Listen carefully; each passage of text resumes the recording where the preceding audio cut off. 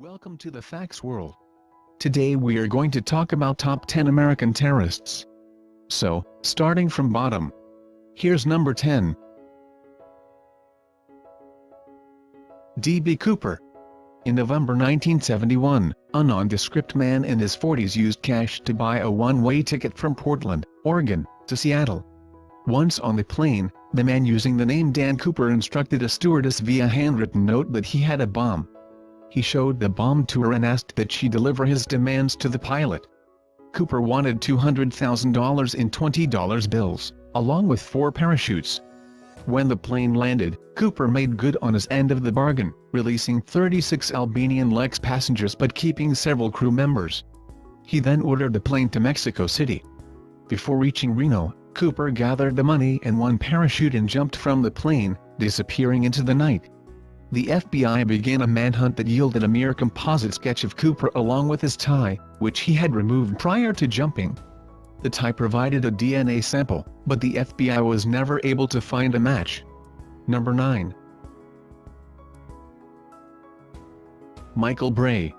A confirmed Christian, Lutheran pastor, teacher, and convicted felon, Michael Bray believes that the killing of those who actively assist in abortions is justified. In the early 1980s, Bray participated in the bombings of abortion clinics and was charged with conspiracy as well as possessing unregistered explosive devices. Number 8. Donna Joan Borup. Donna Joan Borup joined a terrorist group called the May 19th Communist Organization.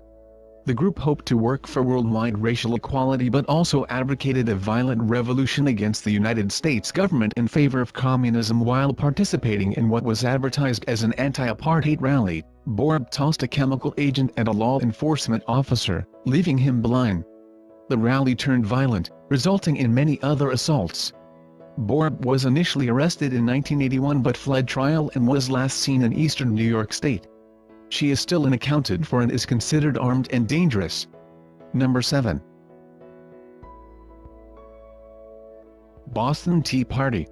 Could the foundation of the United States of America have much to owe to an early act of domestic terrorism? Fed up with continued British interference with their businesses and wallets, dozens of colonists dressed as Native Americans dumped 342 crates of tea into Boston Harbor on December 16, 1773.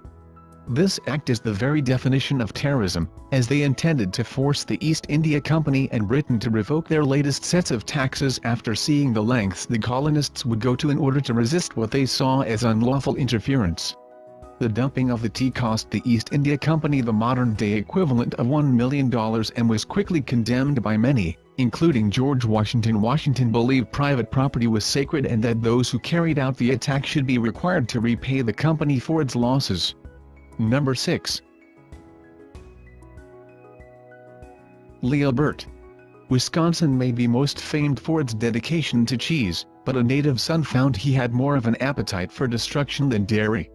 Leo Burt is currently wanted for the 1970 bombing of Sterling Hall on the campus of the University of Wisconsin. The FBI alleges that Burt was involved in the theft of a van that was then loaded with explosives and parked in front of Sterling Hall. Number 5. Eric Rudolph. With $1 million bounty on his head, Eric Rudolph eluded capture for his acts of domestic terrorism for more than half a decade. From a devout but anti-Semitic Christian family, Rudolph translated his anger into an intense hatred for abortion and the U.S. government. He sought to take out those he hated through numerous bombings, an abortion clinic in Birmingham, a gay club, a second abortion clinic both in Atlanta, and most famously, the 1996 Centennial Olympic Park bombing. The Olympic Park bombing led to dozens of injuries, including several law enforcement officers, and the death of one mother.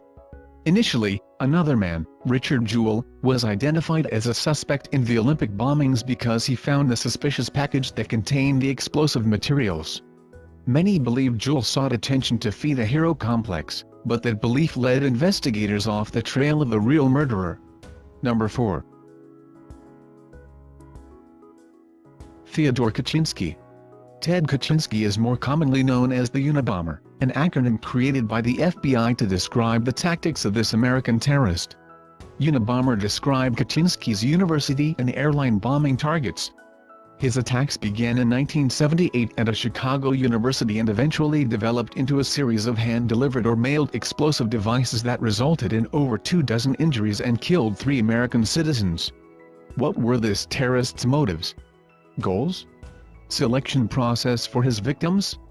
It seemed a confusing maze for the FBI until Kaczynski made a key mistake. He sent a 35,000-word essay to the FBI, and the agency published it in the Washington Post as well as the New York Times. No. 3. Patty Hearst. The privileged heiress to the Hearst publishing empire, Patty Hearst was kidnapped at gunpoint by the terrorist organization known as the Symbionese Liberation Army (SLA) in 1974.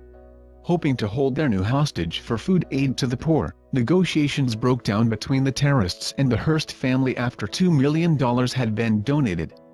The group turned to using their high-profile captive SPR for their cause to free the oppressed people of the world and to overthrow the capitalist state. Hearst recalls that the group tortured her, keeping her in a closet for 57 days and subjecting her to beatings, brainwashing rhetoric, and rape. The FBI hunted Hearst and the rest of the surviving members before finally finding them in San Francisco. Photographed smiling in handcuffs, many were confused as to whether Hearst's conversion to terrorism was forced or voluntary. Hearst was found guilty and sentenced to 7 years in prison but only served 2 years. Since her release, Hearst has become an author, actress, wife, and mother, but questions still linger about her true allegiance. Is she the unfortunate pawn of terrorists or the classic poor little rich girl who has masterfully profited from her sensational choices? Number 2. The Haymarket Affair. Were these true American terrorists or outspoken activists who, pitted against the mighty U.S. government, took the fall for their unpopular opinions? In 1886, working conditions for average Americans were bleak. Many men, women, and children worked more than 12 hours a day without safety precautions in jobs that paid less than $1 a day. In Chicago, the citizens had reached their breaking point. Several workers had been injured during their protest of the MC Cormac Reaper Works. Feeling betrayed by those who were sworn to protect them, a group of men decided to make the police department pay the next day in Haymarket Square. These men, who the government maintained were socialist radical terrorists, refused to peacefully disperse at the Haymarket Square protests on May 4, 1886. In response, someone in the crowd threw a bomb at a police officer, and shots rang out on both sides of the protest. The incident became known as the Haymarket Affair. When all was said and done, 7 police officers and 1 civilian were dead, and many more were injured. No one was able to positively identify the attackers, and the police were unable to gather any concrete evidence. Number 1. Wall Street bombing of 1920. In later years, the FBI would blame a small group of Italian-American anarchists for one of the earliest cases of terrorism in the United States. An ordinary man parked his horse-drawn car across from the J.P. Morgan building in New York City on September 16, 1920. Several minutes after the car driver seemingly disappeared, the car exploded, killing 30 and wounding over 300 bystanders on the crowded New York streets. The U.S. Secret Service as well as the forerunner to the FBI searched for evidence to help bring the bombers to justice. In the end, they were left with 4 posters decrying the U.S. government in support of an Italian anarchy group. It is believed that those responsible fled the United States and more than likely emigrated back to Italy. No charges were pressed in this mystery, and sadly, this would not be the last act of terrorism to plague New York on an early September morning, as the 9/11 terrorist attacks would occur almost to the day 81 years later. Thanks for watching this video. Want to have more videos and entertainment? Please like my channel and click the ring icon next to subscribe button to get alert of every new video I upload to my channel.